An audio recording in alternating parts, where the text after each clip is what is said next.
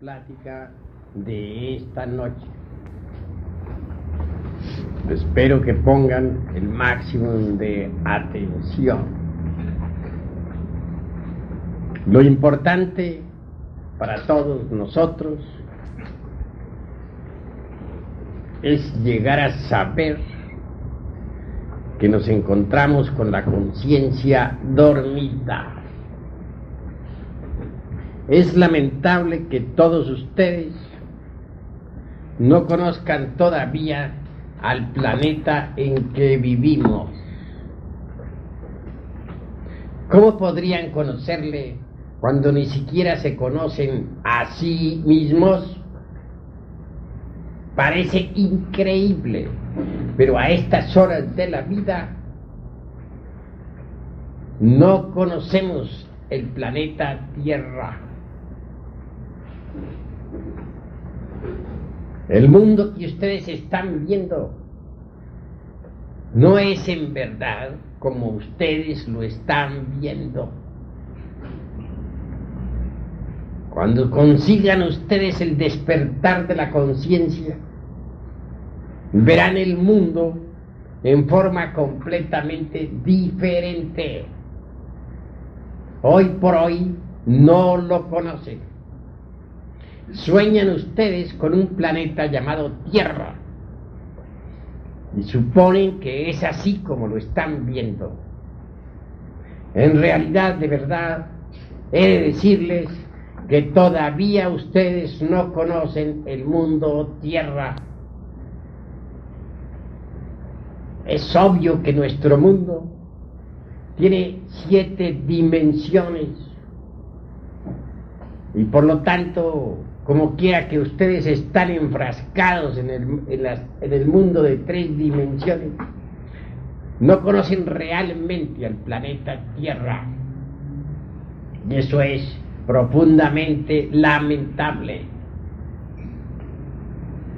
Los valles, las montañas, los mares, las colinas, las grandes cordilleras, no son así como ustedes las están viendo. Son diferentes. Mas sucede que ustedes todos tienen la conciencia en estado de sueño profundo. Por lo tanto, ven el mundo a través del sueño. Cuando ustedes despierten del estado en que se encuentran, verán que todo es diferente. Si las gentes tuvieran la conciencia despierta, no habría guerras en el mundo. Si las gentes tuvieran la conciencia despierta, no habrían conflictos, problemas de ninguna especie, luchas entre trabajadores y patrones, entre distintas naciones, entre distintos intereses. Si la humanidad toda tuviera la conciencia despierta, habría paz en cada ser viviente y reinaría la felicidad sobre la faz de la tierra. Los evangelios insisten en el despertar, mas no dicen en qué forma hay que despertar. Nosotros, en nuestros estudios, luchamos porque las gentes conozcan las técnicas que conducen al despertar. No es tan fácil, mas nunca es imposible. La gente tiene la conciencia dormida desde que desarrolló en el pasado el abominable órgano cundartiguador. Tal órgano es un apéndice del organismo humano Fue una proyección de la espina dorsal hacia abajo. Es la misma cola simiesca que todavía se ve en los gorilas, chimpancés, orangutanes y changos en general. En épocas remotísimas de la historia del mundo hubo una gran catástrofe. El cometa Condor chocó con el planeta Tierra y como secuencia o corolario de ello resultó una serie de terremotos y de grandes maremotos a través de los siglos. Aquellos se procesaron en forma interminable y fue entonces cuando un grupo de individuos sagrados, encabezados por el arcángel Sakaki, venidos de otro lugar del cosmos infinito, hubieron de estudiar el problema. Las posibilidades de vida en el planeta Tierra disminuían considerablemente. Las especies estaban desapareciendo. Aquellos seres divinos revestidos o recubiertas sus divinales presencias con humanos cuerpos físicos, estudiaron la cuestión y resolvieron en verdad darle a la humanidad el abominable órgano cundartiguador. Fue así como muchos seres vivientes empezaron a nacer con la simiesca cola de los monos, changos, orangutanes o como querramos llamarles, cada vez más y más desarrollada. Que a ese apéndice se le dé un nombre esotérico es obvio. Se trata del abominable órgano cundartiguador.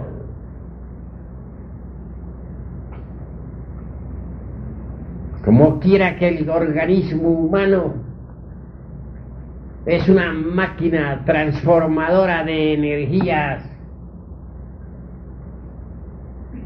el resultado que se esperaba era maravilloso.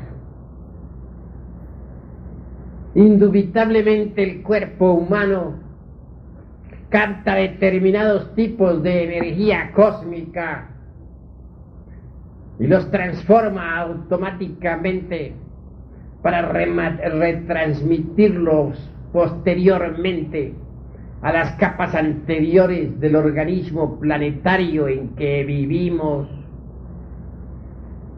Si cualquier transformación apareciese en el cuerpo físico humano, variaría indubitablemente el tipo de energía transformado. Fue así como se logró que la energía cósmica proveniente del megalocosmos infinito dentro del humano cuerpo se convirtiera en fuerza lunar específicamente definida.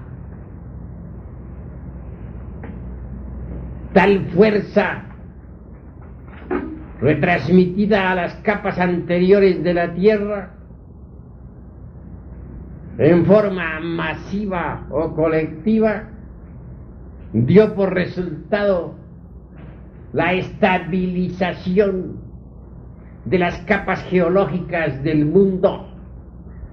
Cesaron los terremotos y se hizo posible vivir sobre la faz de la Tierra.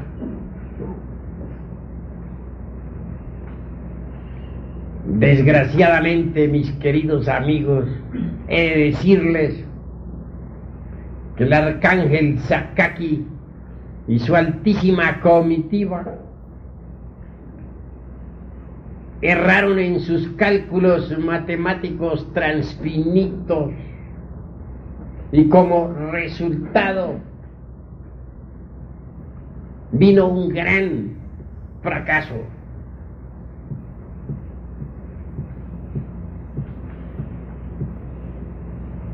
Es obvio que si ese órgano hubiese sido extirpado del organismo humano a su debido tiempo, dentro de lo normal, no habría acaecido nada de lo que más tarde sucedió. Fue mucho el tiempo que la humanidad poseyó tal abominable órgano. Cuando intervino, después de muchos siglos, el archifísico químico común Eloísos,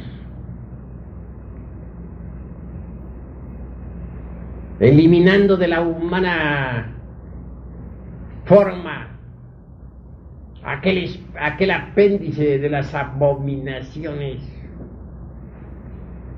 ya fue demasiado tarde, porque entonces quedaron en los 5 cilindros de la máquina orgánica, conocidos como intelecto, emoción, movimiento, instinto y sexo, las malas consecuencias del abominable órgano cundartiguado.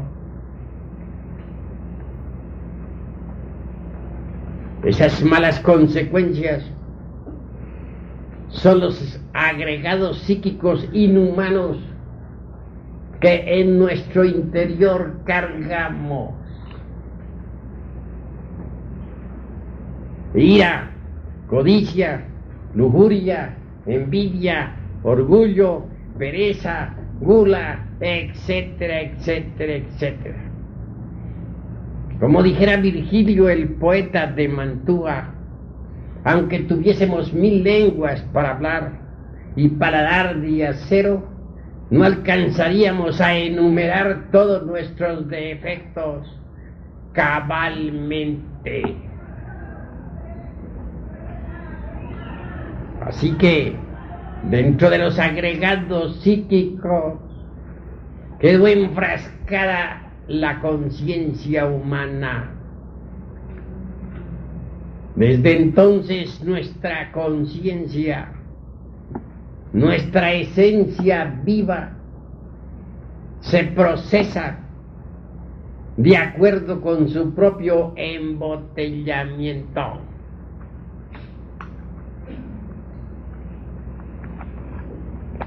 Con justa razón puede afirmarse en forma enfática que todos los seres humanos están en estado de hipnosis, que todos se hallan hipnotizados en forma masiva, que todos tienen la conciencia profundamente dormida. Mas nadie se da cuenta de la hipnosis general hasta que contempla una sesión de hipnotismo. Allí fluye la fuerza hipnótica en forma precipitada, violenta, y entonces es cuando venimos a darnos cuenta de la fuerza hipnótica. Cuando la fuerza hipnótica se precipita, la reconocemos, sabemos que existe. Eso solo se conoce en realidad de verdad, o se sabe en una sesión de hipnología. Mas en realidad de verdad no hay que apelar a una sesión de hipnología para saber que la fuerza hipnótica existe. Observen ustedes a las gentes por la calle y podrán evidenciar por sí mismos que están hipnotizadas. Y eso es lamentable. Manejan carros en estado de hipnosis. Trabajan hipnotizados. Viven hipnotizados.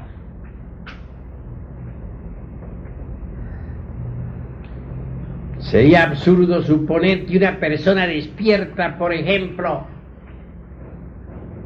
manejando un automóvil, asesinara a otra.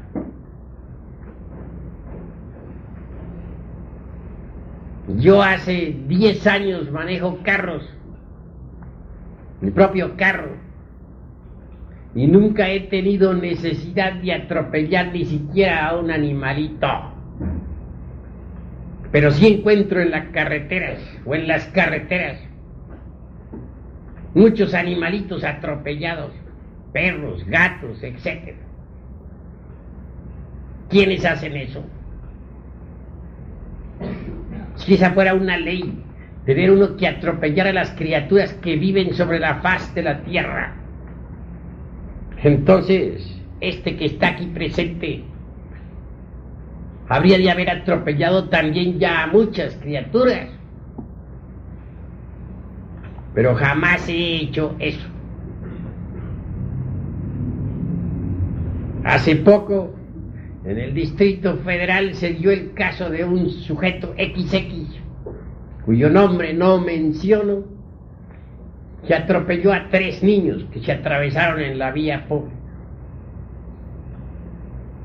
Se escondió, pero al fin el remordimiento triunfó y hubo de presentarse ante las autoridades. Es claro, para salir después libre pagando una caución. ¿Pero por qué atropelló a esos niños? No hay nada que pueda justificarlo. Cualquiera diría que sí hay justificaciones. Respondo que no las hay.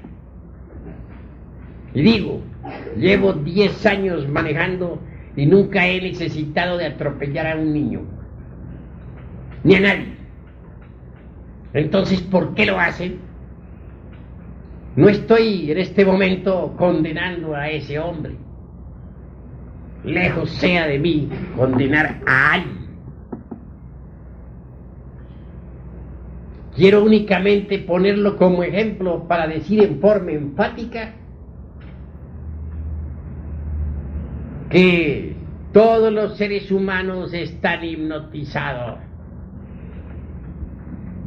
Si ese XX caballero no hubiera estado hipnotizado, en modo alguno habría cometido tal crimen. Así es que en realidad, y sin querer exagerar la nota, debo decir que todos los seres que pueblan la faz de la tierra se hallan en estado de hipnosis.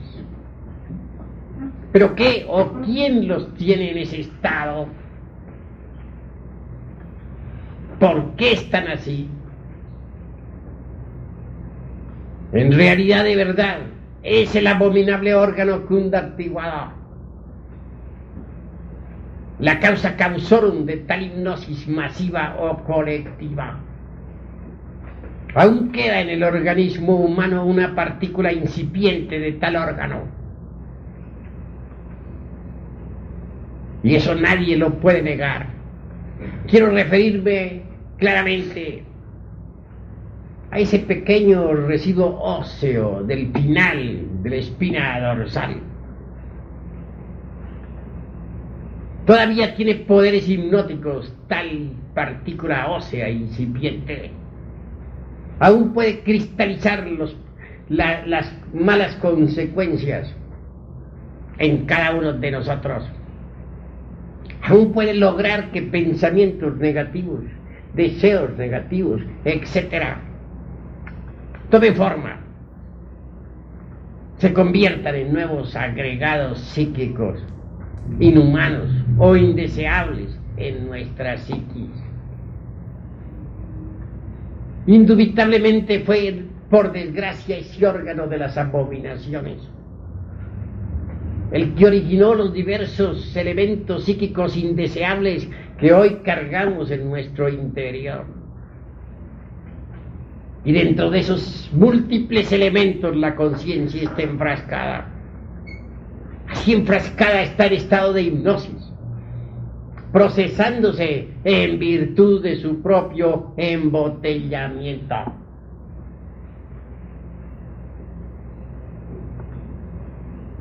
Si les digo a ustedes que no vemos el mundo tal como es, no estoy exagerando la nota.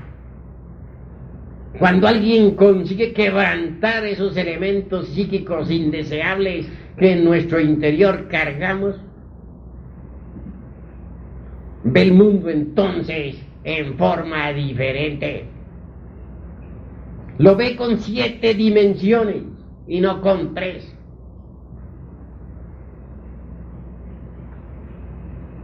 Conoce sus mecanismos íntimos. Sabe que está organizado en forma similar al hombre real. Sabe que tiene 7 cuerpos maravillosos, etc. Porque realmente nuestro planeta Tierra tiene 7 cuerpos. Todo no es materia física, como suponen los fanáticos materialistas. Nuestro mundo tiene un cuerpo vital. Gracias a ese cuerpo puede existir la vida sobre la faz de la Tierra.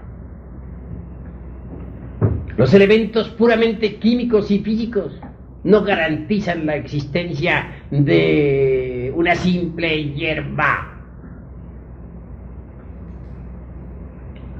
Si la garantizaran, los químicos podrían fabricar vida. Pongamos nosotros sobre la mesa de un laboratorio los elementos físicos que se necesitan para fabricar una simple hierba. Digámosle al hombre de ciencia que fabrique el vegetal que él quiera, y verán ustedes el fracaso. Se han construido poderosos aviones que surcan el infinito, con capacidad hasta para 300 pasajeros o 400. Se han construido cohetes que han descendido en la luna. Se han disparado sondas a Marte y a Júpiter también. Se viajan enormes barcos a través del océano. Existen buques atómicos como el Nautilus, que pueden navegar debajo de los hielos del polo. Pero ni el mejor sabio del mundo ha logrado fabricar una simple semilla vegetal capaz de germinar. En cierta ocasión discutían un materialista ateo, enemigo del eterno Dios viviente,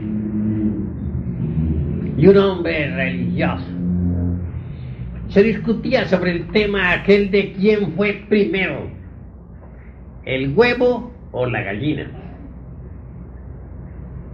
Claro, el uno que fue el huevo, está bien, fue el huevo. ¿Y quién puso el huevo? Pues la gallina.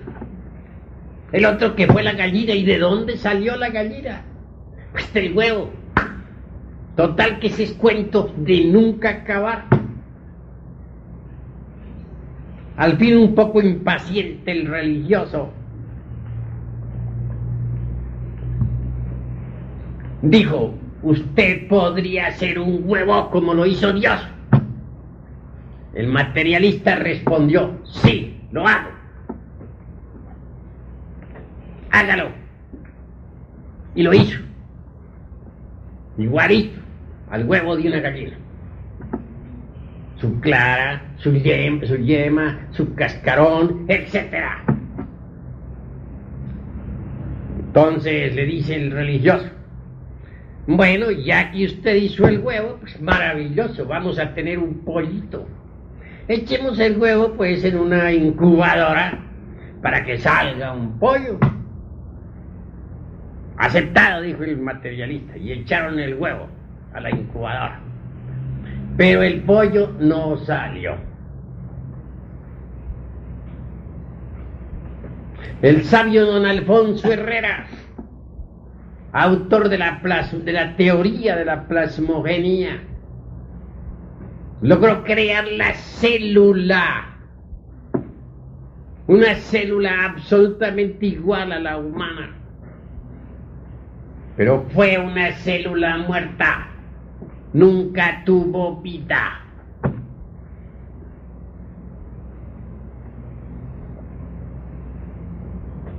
Se hacen injertos vegetales. A un árbol se le injerta una rama cualquiera de otro árbol, que para mejorar los frutos, dice, es decir, corrigiendo los sabiondos a la naturaleza. Claro, lo que hacen son adefesios, porque los frutos producto del injerto no llevan la misma fuerza natural viviente del megalocosmos. Son frutos adulterados que van a dañar el organismo humano desde el punto de vista energético.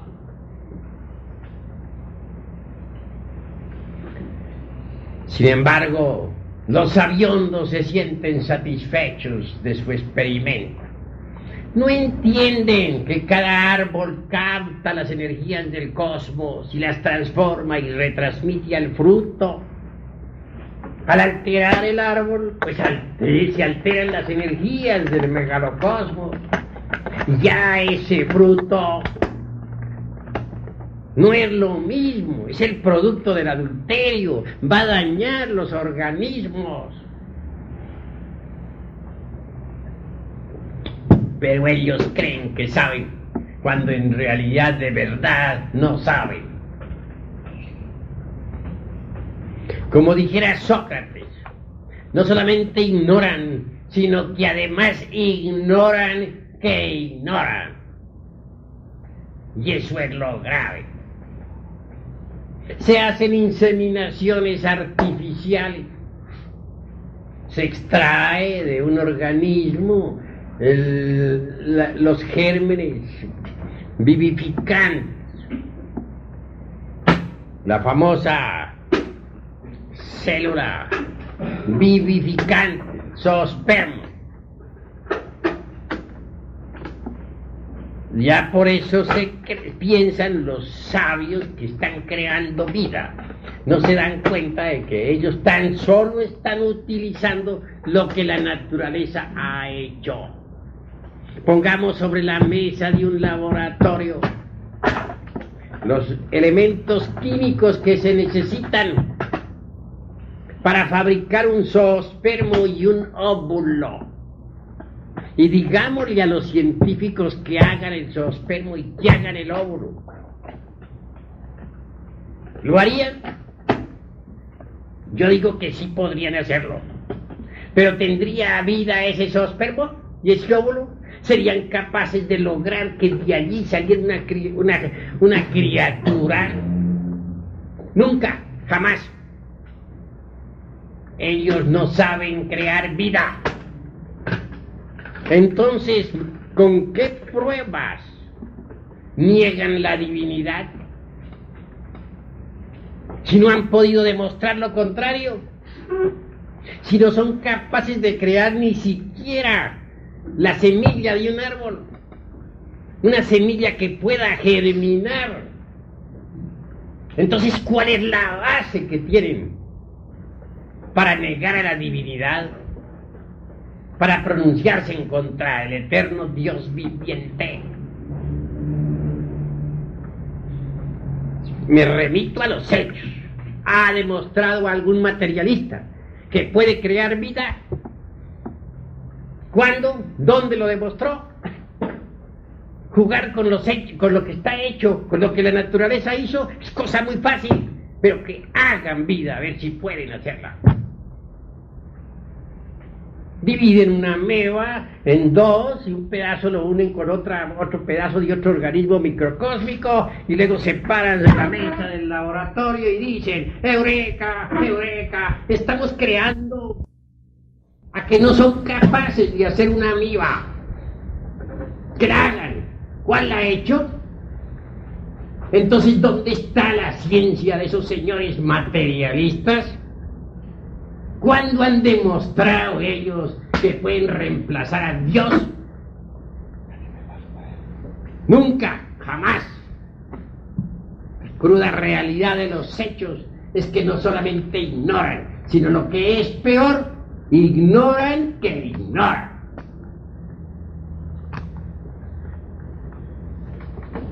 Hechos es lo que exigimos y hasta ahora no lo han demostrado. Que dicen que el hombre viene del mono. Por ahí salen con esa teoría.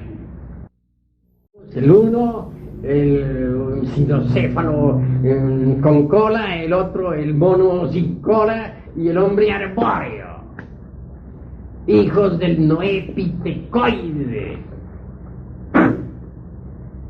Pero, ¿cuál sería entonces el eslabón perdido?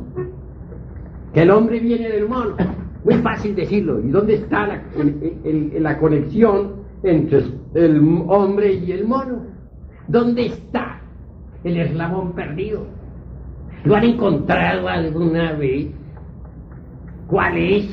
Tendría que ser un mono capaz de hablar, una especie de mono hombre ya con palabra, dotado del lenguaje. Hasta ahora no ha aparecido. Entonces son empíricos esos señores materialistas, no nos están presentando hechos, sino suposiciones, utopismos. Ahora miremos el volumen del cerebro del mejor de los changos, de un gorila,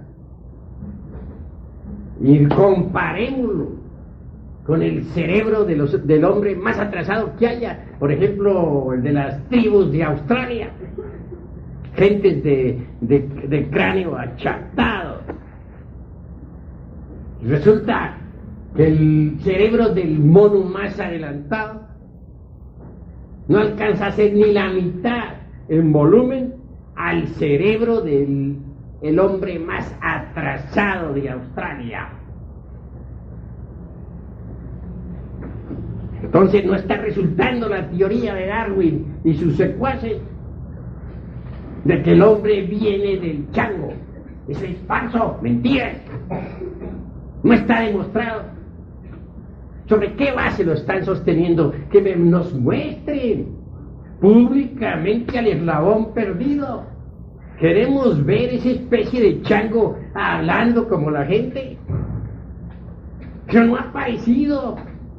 Entonces es una suposición, una fantasía que no tiene ninguna realidad. ¿Por qué afirman estas cosas los científicos ultramodernos? ¿Por qué hablan de cosas que no saben? ¿Por qué tantos utopismos baratos? Sencillamente porque tienen la conciencia dormida.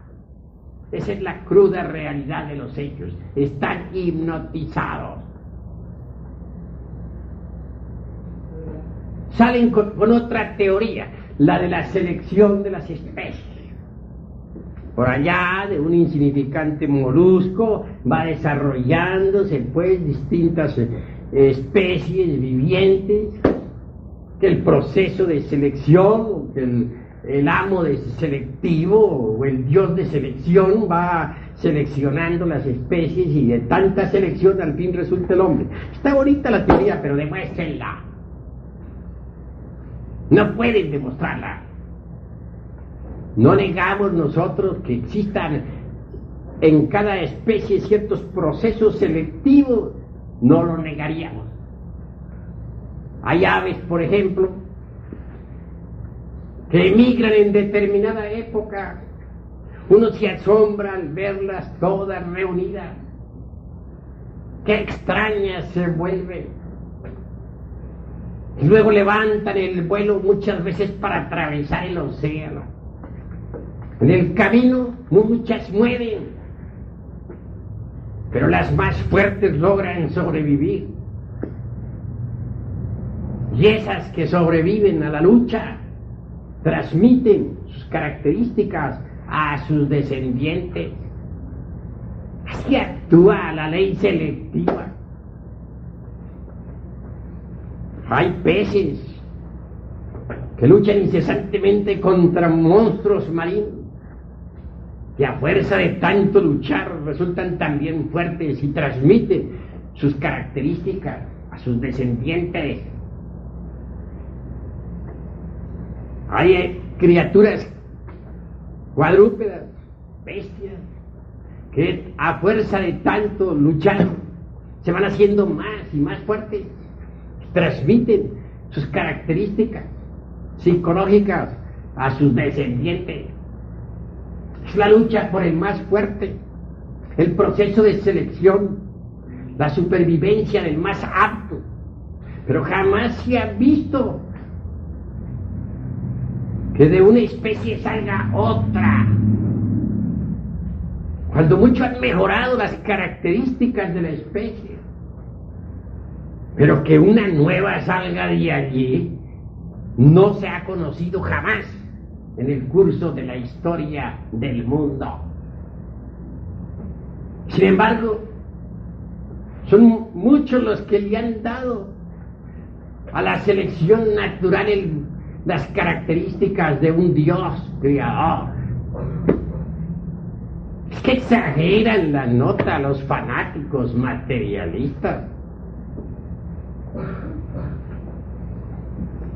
A la selección natural se le han dado características muy socorridas de retórica, pero nunca la selección natural nos ha podido presentar una nueva especie sobre el tapete de la existencia. Mucho se ha hablado en el terreno de la ciencia sobre el protoplasma. El protoplasma ya sumergido en el mar Salado hace millones de años. Que de ese protoplasma, dicen los científicos, devino la vida universal. Y son los fanáticos protistas, esos ignaros, esos dechados de sabiduría, quienes hacen creer a sus socorridos secuaces ignaros como ellos que el desarrollo psicológico del animal intelectual equivocadamente llamado hombre deviene del desarrollo molecular del protoplasma y marcha paralelo con los procesos del mismo. Quieren que el alma, la conciencia o como se quiera llamar, no sea más que el resultado de los distintos procesos evolutivos del protoplasma a través de los siglos. Así piensan los protistas, los dechados de sapiencia. Me viene en este momento a la memoria el monerón de Haeckel, ese átomo sumergido allá entre el abismo acuoso. De él quiere hacer venir toda vida Haeckel y sus secuaces. Pero no se da cuenta Haeckel de que el monerón ese es un átomo muy bien organizado. No es algo pues sin organización. Es algo complicado que tuvo que pasar por diversos procesos cósmicos universales.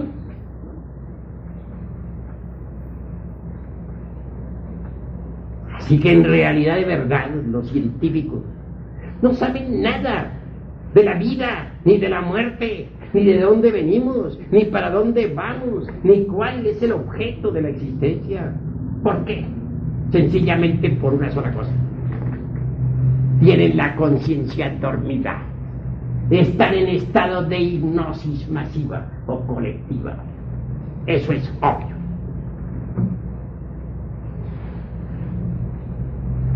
Mis queridos amigos, la ciencia materialista marcha por el camino del error.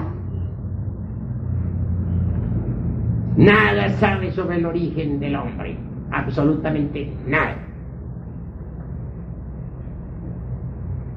Que la ley de la selección natural haya existido, no lo negamos, pero ella no ha creado nada nuevo.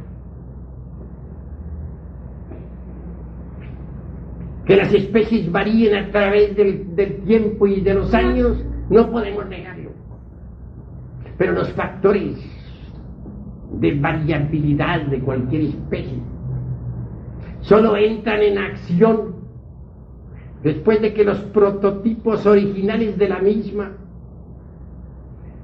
han cristalizado en el mundo físico. Esos prototipos de cualquier especie viviente se desarrollan previamente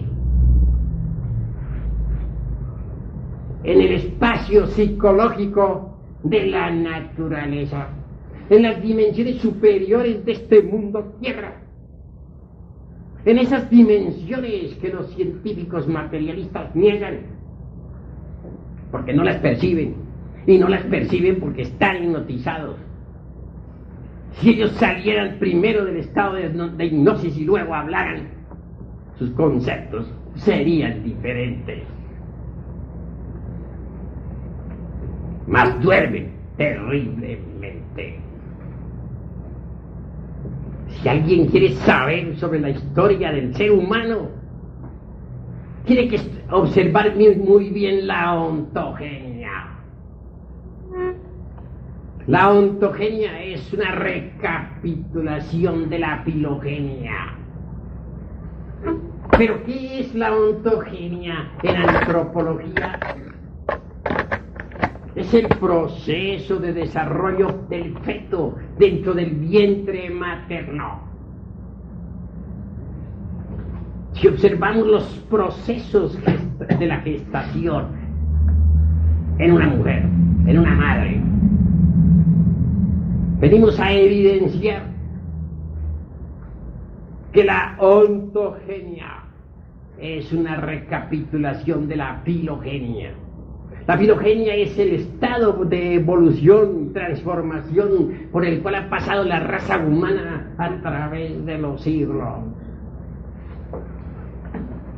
La ontogenia recapitula esos estados en el vientre materno. Un análisis de ontogénesis nos llevaría a la conclusión lógica de que la especie humana y las otras especies animales tienen parecido en su origen y que devienen todas del espacio psicológico. Pero eso de la selección natural, eso de las distintas variantes o factores que producen variaciones en la raza humana, solamente entra en acción después de que las especies, sean cuales fueran, hayan cristalizado físicamente. Mas en verdad, antes de la cristalización física existen los distintos procesos evolutivos e involutivos psicológicos entre el seno viviente de una naturaleza desconocida para un Maxwell, para un Haeckel, para un Darwin y sus secuaces. Así que en realidad, de verdad, nada saben ellos sobre el origen del ser humano. ¿Cómo es posible que los sabios materialistas digan que que existen ciertas variaciones en los distintos tipos de las especies vivientes, ya por accidente o en forma espontánea. ¿No resulta acaso eso una contradicción? ¿No son ellos mismos los que dicen que este universo es el resultado de la fuerza, de la materia y de la necesidad? ¿Cómo es que se contradicen y luego nos hablan de variaciones espontáneas? Variaciones espontáneas en un universo de fuerza, de materia y de necesidad. ¿Es posible eso? Un universo de fuerza, materia y necesidad no admite variaciones espontáneas ni accidentales. Si esas variaciones en las especies existen, es por algo que ellos mismos desconocen. Así que en realidad, de verdad, la ciencia materialista no solamente ignora, sino además ignora que ignora. Nosotros vamos con la antropología gnóstica, ahondamos profundamente en el pasado. No nos convence el noépitecoide con sus 3 hijos. Allá los científicos materialistas y sus secuaces. En realidad, de verdad, esta raza humana que puebla la faz de la Tierra, hoy por hoy, no es más que una raza de animales intelectuales. Ustedes podrán ofenderse, si quieren ofenderse, pero antes de que existiera la raza de los animales intelectuales, existieron los hombres.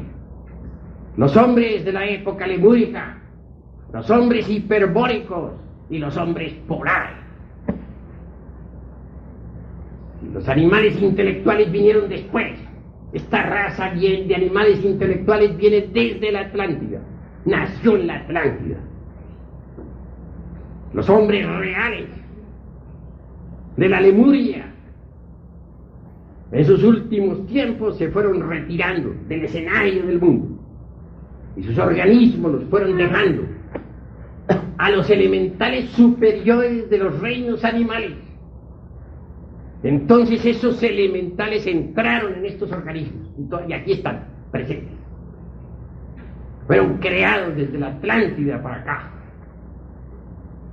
porque los lemures no eran animales, ni los hiperbóreos, ni los polares. A la raza de animales intelectuales le precedió la de los hombres, que existieron en la Lemuria, en el continente hiperbóreo y en el polo norte, que en aquella época estaba ubicado en la zona ecuatorial. ¿En qué se basa la antropología gnóstica para afirmar esto? ¿Por qué lo dice? Se basa no solamente en todas las tradiciones que vienen en los libros sagrados de Egipto, del antiguo México, de los pueblos incaicos, de la tierra de los mayas, de Grecia, de India, de Persia, del Tíbet, etc., sino en las investigaciones directas también de aquellos que han logrado despertar conciencia. Aquí en esta institución nosotros les vamos a entregar a ustedes todos los sistemas que se necesitan para despertar conciencia. Y cuando ustedes despierten, investiguen y comprobarán lo que les estoy diciendo por sí mismos, no porque yo se los venga a decir. Lo comprobarán directamente, pero despierten, porque así como están dormidos, podrían también ser víctimas de las teorías aquellas de Haeckel y sus secuaces.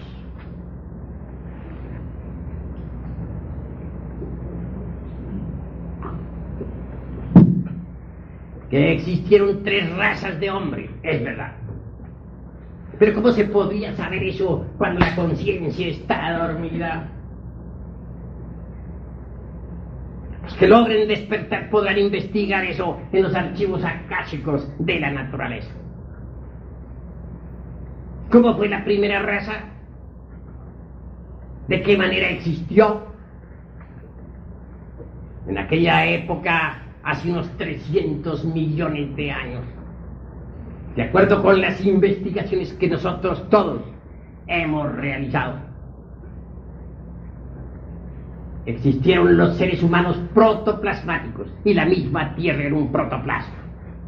No hay protoplasma que el de la pizca aquella de sal entre el mar salado y 50.000 tonterías de esas sin confirmación alguna. No, la raza protoplasmática, que es diferente. Una raza humana flotaba sobre el ambiente, aún no había caído sobre la húmeda tierra. ¿Cómo se reproducía esa raza? ¿Y cuál era su origen?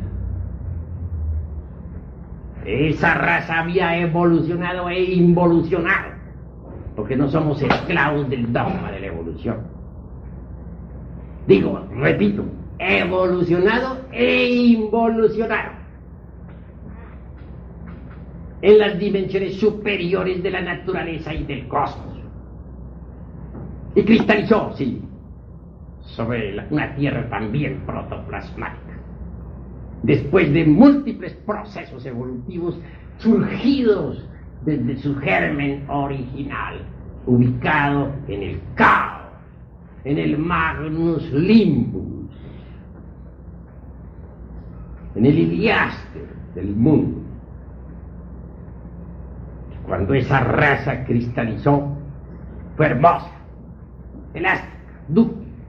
Lo mismo podía asumir figuras gigantescas que reducirse a un punto matemático. ¿En qué me baso? En la conciencia despierta. ¿Me consta a mí? Sí me consta, porque soy un hombre despierto. Si no fuera un hombre despierto, no les estaría hablando a ustedes como les estoy hablando. Me consta. Si ustedes aceptan la doctrina de la reencarnación, mejor. Obviamente yo estuve reencarnado en esa raza.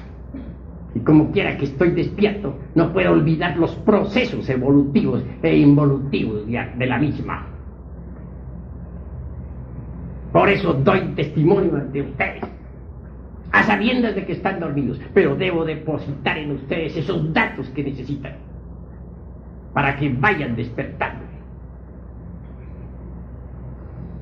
¿Cómo se multiplicaba aquella raza? ¿Cómo se reproducía? No es como decía la maestra Blavatsky, que era una forma asexuada, que no necesitaban del sexo para eso. Errónea tal afirmación, porque la fuerza del Mahachohan, la energía creadora del tercer logos, fluye en todo lo que es, en todo lo que ha sido y en todo lo que será. El género de reproducción era el disipado. Entonces se expresaba la forma sexual en forma diferente. Se dividían los organismos como se divide la célula viva. Piensaban los estudiantes de biología cómo se divide una célula. Creo que no lo ignoran. Creo que no desconocen el que cierta parte del protoplasma o del citoplasma con un pedazo de núcleo se aparte. Eso no lo ignora. Así también aquellos organismos se dividían. El proceso fisíparo desde entonces quedó en la sangre y siguen multiplicándose en las células, en nosotros, por división. ¿Eso no es cierto? ¿Quién podría negarlo? Presento hechos. ¿Ustedes creen que ese proceso de división celular no tiene una raíz, no tiene un origen?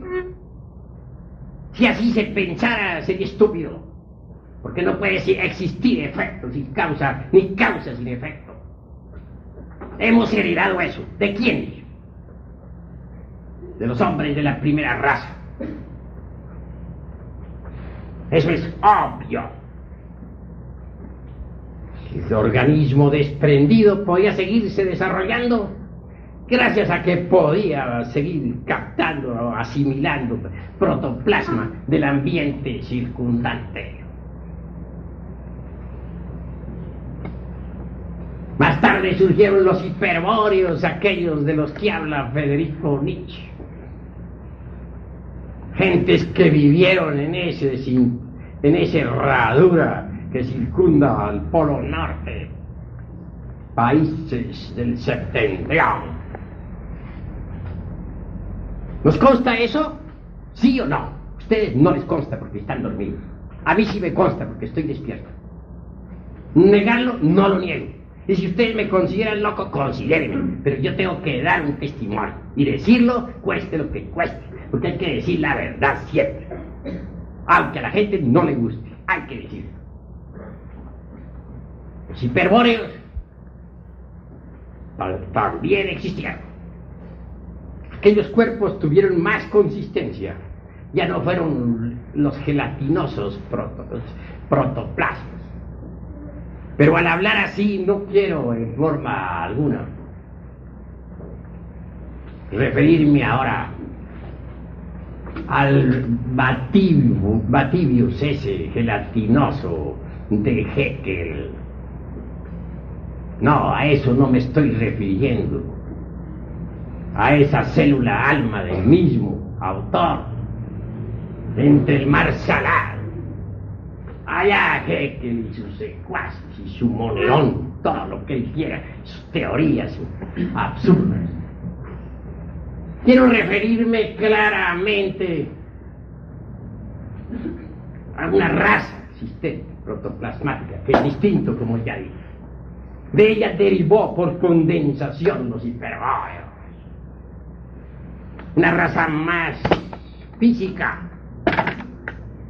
Una raza que se siguió reproduciendo no por métodos asexuados, como dijera Elena Petronila Blavatsky, sino mediante la sexualidad dirigida en la forma de brotación.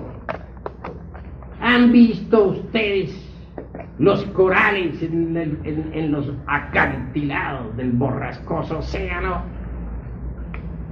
Ellos se reproducen por brotación. De un coral sale otro, y de otro, y así es como los corales se reproducen. Hay plantas que mediante sus brotes siguen multiplicándose. Así también sucedió que un cierto brote aparecía en el cuerpo del padre-madre. Así operaba la fuerza sexual hasta que se desprendía ese brote, que daba origen a una nueva criatura. Ese era el modo de reproducción de los hiperbóreos. Y al fin, allá en el borrascoso océano Pacífico, después de millones de años de evoluciones e involuciones de esta naturaleza fecunda y tremenda,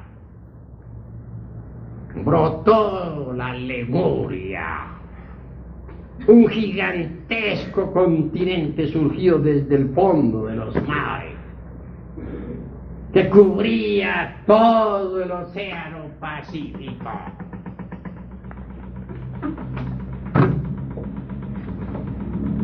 Fue en aquella época cuando la raza humana por primera vez se asentó sobre la costra dura de la Tierra. Entonces aparecieron en el continente Mu, no por generación espontánea, como que creyera un Epicuro y sus secuaces, ni por selección natural elevada esta teoría a la categoría de un Dios creador. Maravillosa concesión que se le ha hecho a la retórica del absurdo. No. ¿Cómo entonces? ¿De qué manera surgió? Cristalizaron los hiperbóreos. Sus humanos cuerpos tomaron dura forma. Y en los hermafroditas lemures gigantescos, como aparecen simbolizados allá en esas esculturas de Tula, caminaron sobre la faz faz de la Tierra. Su modo de reproducción en principio no fue exactamente el ovíparo. No, en principio de aquellos organismos se desprendían células huevos. Y estas se desenvolvían para dar origen a la aparición de una nueva criatura. Era la época en que aún el falus y el útero no habían sido formados. Era la época todavía en que el Lingam Johnny estaban incipientes, en estado germinal. Era la época en que el ovario no se había desarrollado. Pero los tiempos pasaron en la Lemuria y al fin apareció el sistema de reproducción por gemación. Tal sistema fue un asombro para aquella época. De una célula fecundante, es decir, de un zoospermo. De manera que cuando aquel huevecillo se desprendía del ovario de una hermafrodita, ya iba fecundado previamente. Así que al venir a la existencia, el huevo se abría después de cierto tiempo de fecundación. Y allí salía una nueva criatura. Por eso es que los náhuatl decían que los hijos del tercer sol se habían transformado en pájaros. Sabia aseveración de la antigua cultura náhuatl.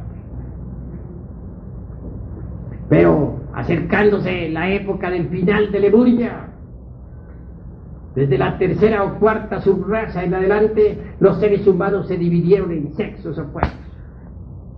Y fue entonces necesaria la cooperación para crear. Este sistema de crear mediante cooperación viene desde la Lemuria. Es obvio que se necesita de una célula fertilizante para un huevo ovárico. Solo así, de la unión de esa célula fertilizante con el óvulo, puede surgir la célula original con sus 48 cromosomas, número muy discutible en biología, pero exacto. Y de la célula germinal, a su vez, mediante división celular, viene el proceso del feto, la gestación, y así nacen las criaturas desde finales de Lemuria hasta la época actual. ¿Pero qué saben de eso los que tienen la conciencia dormida? ¿Acaso aceptarían estas tremendas realidades? Eso nunca, jamás. Ellos prefieren pensar en ese simple moluscoide allá, de los vertebrados más incipientes, desarrollándose a través del tiempo, mediante procesos selectivos extraordinarios, pasando por distintas variaciones de acuerdo con la selección de las especies, hasta que al fin aparece el noepitecoide con sus famosos 3 hijos bastardos. ¿Creen ustedes que una teoría así, fundada en meras inquietudes de sabiondos, podría tener la consistencia, la fuerza de la experiencia de un hombre consciente? Es obvio que no.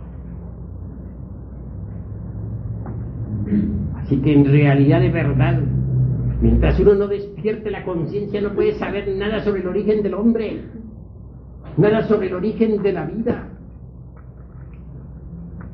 nada sobre lo que es, ha sido y será.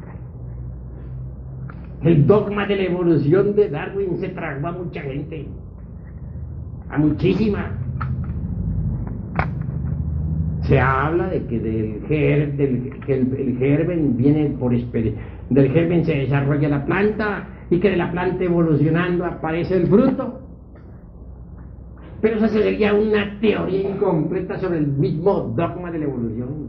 Nosotros vamos más lejos.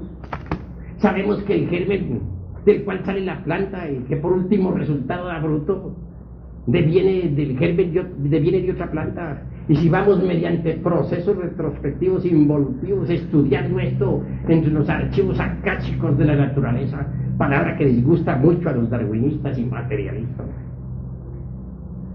En última síntesis encontramos a al protoplasma de las plantas, a las plantas en estado protoplasmático, existiendo en el amanecer de la vida, en la época polar.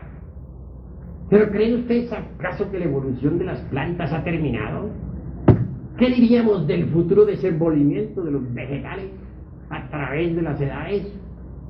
¿Conocen acaso eso los materialistas? ¿O se les ha ocurrido? ¿O piensan que ya terminó la evolución de los vegetales? Nada de eso saben. Nada. Qué tontería tan grande pensar que la psiquis humana es un resultado de los procesos moleculares evolutivos del protoplasma a través de los siglos. Así hablan, para salirnos por último con el chango, de donde dicen que viene el hombre. Sin embargo, nadie ha visto jamás a un hombre nacer de un chango. Nunca. Y si comparamos cerebros, ya les dije a ustedes que el cerebro del hombre más atrasado es inmensamente más grande que el cerebro del orangutano, del gorila más inteligente. Faltaría pues para la teoría de ellos. Se dice el eslabón perdido, una especie de chango ahí caminando, hablando, diciendo, aunque fueran tonterías. No aparece por ninguna parte, nunca lo han demostrado. ¿Cuál es? Que lo muestren. Entonces, ¿en qué queda la ciencia materialista? Y no solamente un eslabón perdido se necesita, mis queridos amigos, sino muchos eslabones se necesitarían para querer armar una teoría con nuestro antepasado pitecoide, chango, y sus tres hijos, el cinocéfalo con cola, y el pobre mono sin cola, y el hombre arbóreo, y 50.000 teorías así, que no son sino producto de la ignorancia de los sabiondos. ¿Qué diríamos del lenguaje? Bien sabemos nosotros que el lenguaje tiene sus raíces etimológicas. Así pues, ¿de dónde salieron las primeras raíces de estos pobres humanoides que pueblan la faz de la tierra? De los hombres de las grutas de España, en fin, unas grutas que hay por ahí que ahorita ni me acuerdo. ¿De dónde saldrían aquellas raíces? Las grutas de Cromagnon, ya me acordé, ya se me refrescó la memoria. Y las de Grimaldi, por cierto, que se dice que fueron los antepasados de estos pobres humanoides, pero resulta que no hay tal, porque quien haya investigado con conciencia despierta se dará cuenta claramente que los hombres de aquellas grutas no son más que los descendientes degenerados de la gente atlante. No quieren ver los científicos materialistas más allá de sus narices. Que sus primitivos Cromagnon no son más que degenerados de un pasado glorioso. ¿Qué saben de eso? Nada. Y las raíces esas que usaban ese lenguaje primitivo de los habitantes de tales grutas de Cromagnon y de Grimaldi, de tales hombres cavernarios, ¿de dónde salieron? Volvemos al problemita aquel de quién fue primero, el huevo o la gallina. Incuestionablemente nuestro idioma, por ejemplo, tiene raíces en el latín. Y las raíces del latín vendrán del griego y por ahí nos vamos de para atrás de raíz en raíz. Y si llegáramos a lo último encontraríamos las raíces atlantes. Pero ¿de dónde salieron las atlantes? Ahí está el problema, de Lemuria. ¿Y la Lemuria de dónde salió? Pero los señores aquellos saben más, son tan sabios que no aceptan a la Lemuria ni a la Atlántida. Para ellos la Atlántida de Platón es un mito. Y sin embargo quieren decirnos que el hombre viene del chango. Pero llegamos a la cuestión de las raíces, de dónde salieron las raíces de todos los idiomas actuales. ¿Del chango? ¿Y el chango de dónde la sacó? De otro chango. Y si otro chango no existía, ¿de dónde salieron? Ese es un problema que lo evade mucho la ciencia materialista. Ella no quiere saber nada sobre la cuestión del lenguaje. Nada. Que existen los aglutinantes, sí, que esas raíces que se organizan en forma de juxtaposición. Llevan un orden definido, se aglutinan, etcétera, etcétera, para dar por último forma a los distintos idiomas, aceptar. Pero las raíces, ¿de dónde salieron? ¿Cuál es el mono que nos la dio? Que aparezca ese chango, que nos lo muestren, que no afirmen, sino que nos lo presenten. Nosotros podemos presentar una ciencia que conduce al despertar de la conciencia. Y es obvio que quien trabaje con esta ciencia despertará la conciencia. Y podrá descubrir directamente los misterios de la vida y de la muerte si se aparta de la ciencia materialista. Pero ellos, ¿qué nos dan para descubrir sus teorías? ¿Cuáles son sus métodos, sus técnicas? ¿Dónde están? ¿Dónde está el famoso Pitecoides y sus secuaces? ¿Dónde está el eslabón perdido? Amigos, ha llegado la hora de trabajar en el despertar de la conciencia. Ha llegado el instante en que debemos independizarnos de los materialistas. Ha llegado el instante en que nosotros debemos, en verdad, cambiar radicalmente. Aquí les vamos a entregar la ciencia para que ustedes despierten, para que se conviertan en verdaderos sabios en el sentido más trascendental de la palabra, en verdaderos iluminados.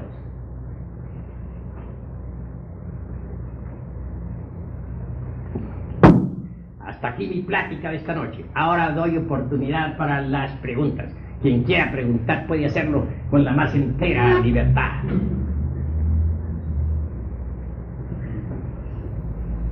Hay libertad de palabra, y el que quiera refutar, que refute. Aquí se da libertad de palabra a todos.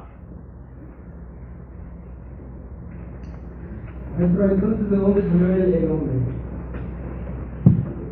Bueno, distingamos entre el animal intelectual y el hombre. Antes de que el animal intelectual existiera, existió el hombre. Ya hablamos nosotros, ya dije en esta plática que existieron 3 razas antes del animal intelectual. Quiero referirme en forma franca a los lemures, a los hiperbóreos y a la raza polar. Dije que los lemures existieron en el Océano Pacífico. Pruebas hay una, y muchas. Recordemos la isla de Pascua, que es un residuo de la antigua Lemuria. Allí encontramos todavía tremendos monolitos cincelados por titanes. También Australia es otro remanente de Lemuria, donde se encuentran muchas tradiciones del viejo continente. Pero la raza lemur existió y se reprodujo mediante el sistema de gemación. Ya explicamos que pasó la raza lemúrica por 3 procesos sexuales.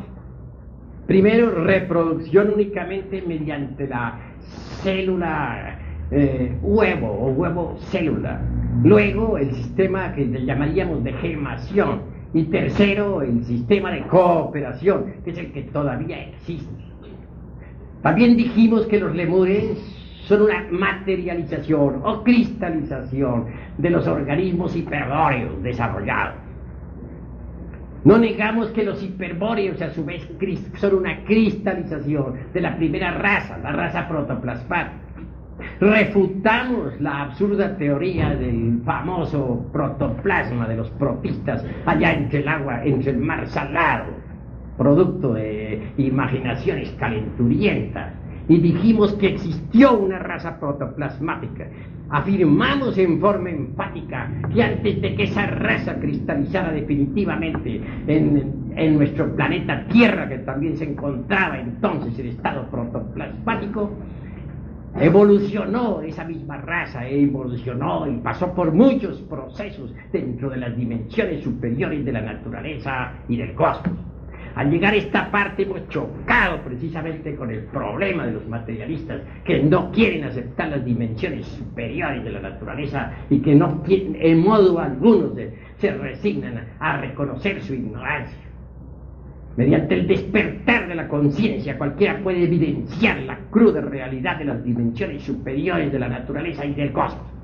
Y quien despierte también podrá evidenciar que las evoluciones e involuciones de aquella raza que cristalizó al fin en el continente polar surgieron de los gérmenes elementales primitivos depositados en el caos antes de que la vida hubiese tomado forma.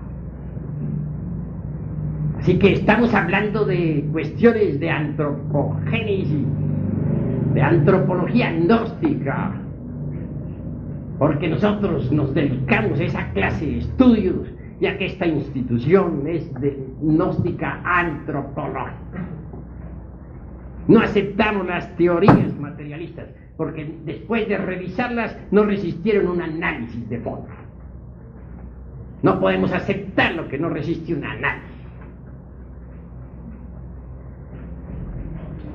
¿Alguna otra pregunta? ¿Tiene la palabra? No las lenguas. ¿Cómo? Las lenguas. Pues es claro que las lenguas tienen sus raíces. Son raíces que se justaponen unas a otras. ¿Quién podría negarlo? Ahora bien, unas raíces vienen de otras raíces y si mediante exámenes retrospectivos vamos, será muy difícil a los científicos materialistas descubrir de dónde salieron las primeras raíces. Pero nosotros sí sabemos de dónde salieron. Téngase en cuenta que los lemures pronunciaban perfectamente, usaban perfectamente en su lenguaje 300 consonantes y 51 vocales. Tenían una capacidad ablativa inmensamente superior a la de nosotros, porque eran hombres. Nosotros somos animales intelectuales, no tenemos esa capacidad. Los organismos humanos degeneraron después de que fueron entregados a los elementales superiores de la naturaleza. Es decir, a los elementales provenientes de los reinos animales superiores. Entonces es claro que tenía que disminuir la capacidad ablativa. Y disminuyó. Hoy apenas sí usamos las vocales y consonantes de nuestro idioma. ¿Alguna otra palabra? A ver. ¿A qué se debe la diferencia de tipo de sangre? Bueno, tiene que haber, dijéramos, particularidades definidas. Porque todo en la naturaleza tiene su tónica vibratoria propia. Cada uno de nosotros tiene su propia particularidad. A eso se debe la diferencia de sangres. ¿No tiene consecuencia el modo de pensar de las personas? Obviamente que sí. Pero cada cabeza es un mundo. Unos pensamos en una forma y otros en otra. Unos vamos con la cabeza para arriba y otros van con la cabeza para abajo. Bueno, estoy hablando de forma simbólica. Pues. ¿Alguna otra pregunta? Disculpe, usted dijo que el mundo tenía 7 dimensiones, ¿no? Sí. Y que lo podríamos ver solamente despertando la conciencia. Y usted dijo que usted estaba despierto. ¿Nos podría decir más o menos de una forma concreta cómo es la séptima dimensión? ¿Cómo qué? ¿Cómo es la séptima dimensión? Sería lenguaje mudo para ti, puesto que no puedes verla. Si yo te digo que el mundo de 3 dimensiones es largo, ancho y alto, bueno, alguna idea te puedes ir formando. Si te digo que el mundo de la 4ª dimensión es el tiempo, está bien. Y hay yo conocí ahora hace poco en Durango a un físico atómico muy extraordinario que aprendió a viajar en el tiempo, hacia adelante y hacia atrás, con cuerpo físico. Y es un físico nuclear, es alguien respetable. También existe una 5ª dimensión que está más allá de la eternidad y del tiempo. Hay una sexta dimensión. Digo, una quinta dimensión, que es la eternidad, dispensen ustedes. Y hay una sexta dimensión que está más allá de la eternidad y del tiempo. Y por último viene la dimensión cero desconocida, la del espíritu puro. Bueno, ¿y qué es lo que se necesita para despertar la conciencia? Para despertar la conciencia lo que se necesita es reducir a polvo al ego animal. Este ego no es más que un manojo de deseos, pasiones, ira, odio, etcétera, etcétera, etcétera, y otras tantas hierbas. Si tú reduces a polvo al ego, si pasas por la aniquilación budista, despiertas la conciencia. Y una conciencia despierta es la conciencia iluminada. Ante todo he de decirles a ustedes, mis amigos, que hay necesidad de crear al bodhisattva. ¿Qué se entiende por bodhisattva? La conciencia iluminada despierta. Eso es el bodhisattva. Es obvio que si nosotros desintegramos, por ejemplo, el defecto de la ira, que es un agregado psíquico inhumano que en nuestro interior cargamos, cristalizará en nosotros la virtud de la serenidad. Si nosotros desintegramos el defecto o el agregado psíquico de la codicia, cristalizará en nosotros el desinterés más profundo. Si nosotros reducimos a polvo al agregado psíquico de la lujuria, cristalizará en nosotros la castidad. Si nosotros quebrantamos y volvemos polvo al elemento psíquico del odio, cristalizará en nosotros el amor.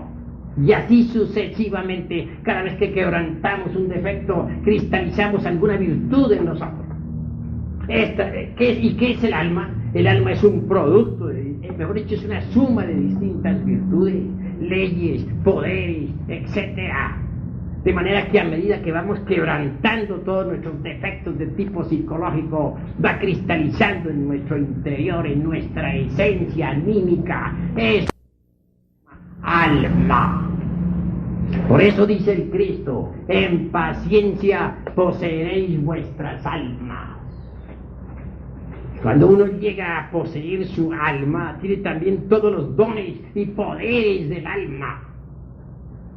¿Y qué cosa es el alma cristalizada en un organismo humano? Es eso que se llama en el Oriente el bodhisattva. Esas cristalizaciones divinales mezcladas con la esencia. Es el bodhisattva. Un hombre que tenga el bodhisattva es un hombre despierto. Es un hombre que puede viajar fuera del cuerpo en el bodhisattva a través del infinito. Es un hombre que puede viajar en el tiempo, hacia atrás y hacia adelante. Es un hombre que puede estudiar la historia de la naturaleza, la historia de la tierra y de sus razas en los archivos akáshicos de la naturaleza viva. Así que bien vale la pena cristalizar el bodhisattva en nosotros. Pero para ello hay que desintegrar los agregados psíquicos. Y solamente es posible desintegrarlos a base de trabajos conscientes y padecimientos voluntarios. Si el agua no hierve a 100 grados, no cristaliza lo que tiene que cristalizar y no se desintegra lo que tiene que desintegrarse. Así también, si no pasamos por grandes crisis emocionales y verdadero arrepentimiento, no lograremos desintegrar los agregados psíquicos para cristalizar alma en nosotros. Cuando alguien cristaliza su alma, cuando alguien es dueño de su alma, incuestionablemente está despierto. Jesús el Cristo dijo, en paciencia poseeréis vuestras almas. Así pues, la conciencia despierta dará origen a la ciencia pura, porque el hombre de conciencia despierta tendrá acceso a la ciencia pura. Se libertará de todo ese podridero de las teorías materialistas que tanto abundan por aquí, por allá y acullá, y podrá ver y experimentar directamente lo real. Si queremos llegar a conocer la verdad, el origen del hombre, de dónde venimos y para dónde vamos, necesitamos de instrumentos especiales. ¿De lentes? ¿O de qué? Necesitamos del bodhisattva, que es conciencia despierta. los mejores aparatos de investigación están dentro del hombre. Y si el hombre se prepara, se convierte en un verdadero experimentador de lo real. ¿Hay alguna otra pregunta? Hace rato te digo, por ejemplo, la persona que mató a los 3 niños. Estamos en estado de superando eso o despertando. No es posible, no mataríamos. Vamos a suponer, no mataría yo estando despierto a esos niños o a cualquier. No, jamás. No es posible que un hombre despierto manejando un carro atropelle a otros. Eso no es posible. Permítame. Vamos a suponer, yo voy manejando. Sale efectivamente un niño o una persona que debe ser. Yo no quiero matarlo, pero no me doy cuenta. Es rápido, efectivamente, yo lo mato. Yo no deseo hacerlo. Pero entonces voy manejando, me atraviesa. Pues precisamente no te das cuenta porque estás dormido. Si estuvieras despierto te darías cuenta y no lo matarías. Usted me dijo que estando despierto, ¿no lo haría? Pues claro, un hombre de conciencia despierta, me refiero a la conciencia despierta, es incapaz de ir a atropellar a nadie. ¿Por qué? Porque prevé el peligro con anticipación. Yo estoy despierto, pero ellos, a lo mejor no lo están. Bueno, ¿y qué? Si tú estás despierto, ¿lo evitas? Porque estás despierto. Si tú estuvieras dormido, pues no lo evitas. Pero si estás despierto, lo evitas. Y antes de que suceda, tú ya lo sabes, porque estás despierto. Y entonces corriges. Bueno, ¿hay alguna otra pregunta? Bueno, usted se basa en que está despierto para decirnos que vinieron esos seres de otro mundo disfrazándose con los humanos. Es obvio. Y también para decirnos que existió la Atlántida. Claro está que sí. La Atlántida de Platón no es la famosa Atlántida, no es un mito como creen los científicos materialistas de esta época degenerada. La Atlántida de Platón es una cruda realidad. Y eso lo sabe todo hombre que tenga la conciencia despierta, porque puede buscar la Atlántida entre los registros acásicos de la naturaleza. Un hombre de conciencia despierta era, por ejemplo, don Mario Rosso de Luna. Hay que ver los estudios que él hizo por su cuenta directamente con la conciencia despierta entre los registros sobre la Atlántida. Bueno, ¿y se puede saber dónde está la Atlántida? Pues en el océano que lleva su nombre. Ya actualmente, afortunadamente, al fin de tantas, por ahí han logrado fotografiar una plataforma existente entre la Europa y la América. Ya se han podido ver ciertas ciudades sumergidas en la Atlántida en determinados momentos. Se han sacado fotografías. Se proyecta explorarla, pero muchos siguen negando todavía la existencia de la Atlántida. Al fin que harán descubierto, eso es claro. Pero más vale que nosotros despertemos ahora mismo para que no seamos víctimas de las ilusiones. ¿Algún otro tiene algo que preguntar? Que lo haga con entera libertad, y si no está de acuerdo que se pare y lo refute. Aquí hay libertad de palabra para todos. A ver, toma la palabra. ¿Qué importancia tiene la energía sexual para alcanzar el despertar? Pues la energía sexual es vital para el despertar de la conciencia. Es un tipo de energía sumamente fino, sumamente poderoso. Tiene en el organismo humano su propio sistema establecido, los canales de circulación, etc. Incuestionablemente es la energía más fuerte que exista en todo el universo. Alrededor del sexo gravitan todas las actividades humanas, de manera que esa energía sexual lo mismo puede esclavizar al hombre que liberarlo. Si el hombre la utiliza para la satisfacción de las pasiones animales, cosa que no hicieron los lemures jamás, por lo menos mientras no degeneraron, porque a su tiempo también degeneraron, pues entonces viene el despertar de la conciencia, porque esa energía sabiamente dirigida sirve para el despertar de la conciencia, pero hay que aprender a dirigirla, a gobernarla, no ser esclavos de ella. En todo caso, aquí se les dan las instrucciones sobre la ciencia transmutatoria del Yesod Mercurio. Aquí se les debe instruir sobre el manejo de la energía creadora. Quien aprenda a manejarla abrirá todos los tesoros de la naturaleza. Quien aprenda a utilizarla podrá llegar a la omnisciencia. Pero hay que aprenderla a utilizar sabiamente. ¿Alguna otra pregunta? ¿Por qué razón tuvimos que llegar intelectuales, y el primer ser que existió en el mundo fue superior a nosotros. Pues sencillamente debemos estar agradecidos de que los hombres verdaderos nos hayan cedido sus cuerpos, porque ellos se fueron, pero los organismos los dejaron a los pobres a los animales superiores, a los elementales provenientes de los animales superiores. Entonces esos elementales o ánimas o principios de vida o esencias ingresaron en los organismos que dejaron los hombres. Desde entonces toda esta raza humana sigue evolucionando e involucionando incesantemente, pero a ellos se les deben los organismos animales. Ellos se fueron, pero dejaron los organismos humanos, se los dejaron a los elementales superiores provenientes del reino animal. Esto significa que todos ustedes en aquella época eran animales cuadrúpedos, aves, etcétera, pero elementales superiores ya desarrollados. Entonces pudieron como elementales ingresar en esos organismos que fueron dejando los lemures.